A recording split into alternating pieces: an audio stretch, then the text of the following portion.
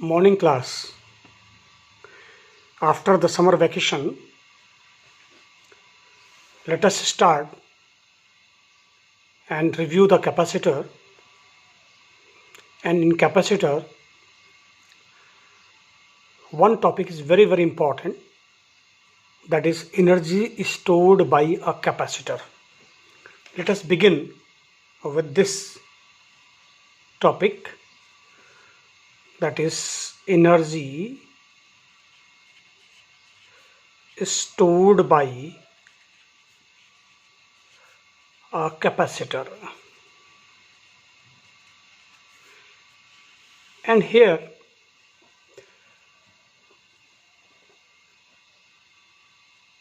we shall consider a parallel plate capacitor.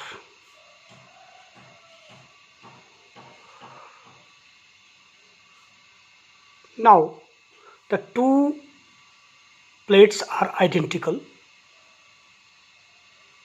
One is supplied with plus Q charge, another is having minus Q charge. And let the dimensions of this capacitor are distance between the plates is small d and area of each plate is A. So here the charge density is nothing but charge upon area of each plate, Coulomb per meter square. So now in this plate, first plate, there is positive charge,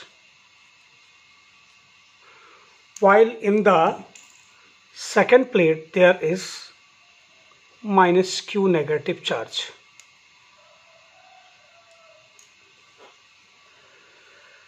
Now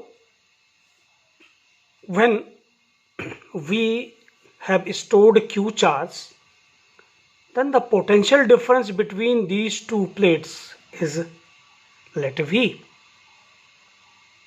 Now we want to supply some additional charge dq. So what will happen? These dq charge will be repelled by these plus q charges already existing on the plates. So in storing dq charge at this potential V, we have to do work against the repulsion between dq charge and plus q charge. So therefore the small amount of work done in storing dq charge at V potential is given by dW is equal to V dq.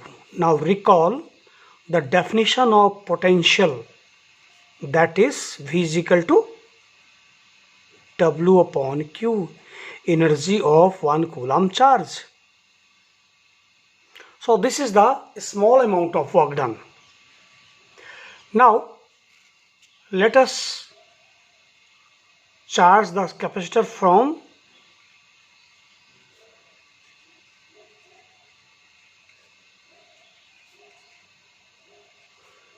Q is equal to 0 to Q is equal to capital Q, maximum charge, capital Q maximum charge. Therefore the work done or energy stored will be W will be the integration of such work done from 0 to capital Q. So it will be V dq from 0 to capital Q. Now let us come to the capacitor equation. Now in capacitor C is equal to Q upon V. So here we have V, therefore V will be equal to Q upon C, because here we have to integrate with respect to q dq. Therefore, our integration becomes w is equal to 0 to capital Q. In place of v, we shall write q upon c dq. Now this c is constant for a capacitor, so it can be taken out of the integration sign. 0 to capital Q, q dq. Now this is the integration x dx, just like, and this is nothing but is x square upon 2. So here in place of x there is q, so w comes out to be, that is 1 upon c outside the integration sign, q square upon 2, and we have to integrate from 0 to capital Q. First we will put the value capital Q in place of small q, then 0. So this gives us the result, that is 1 upon 2c q square, or 1 upon 2 q square upon c. So this is the energy stored by a capacitor, half q square upon c. Now again we can use this formula to get the various forms of energy. So again c is equal to q upon v. So either we can replace c or we can replace q. Let us replace q. So therefore q will be equal to c into v. So w will be equal to half, in place of q square, cv whole square upon c. So w comes out to be half cv square.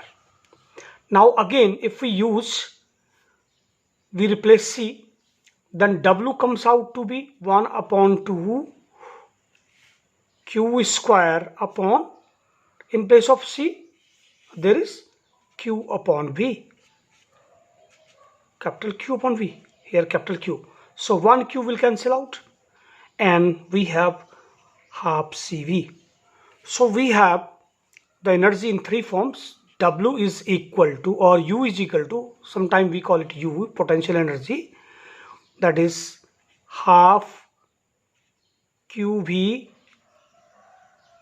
or W is equal to half CV square, or W is equal to half Q square upon C.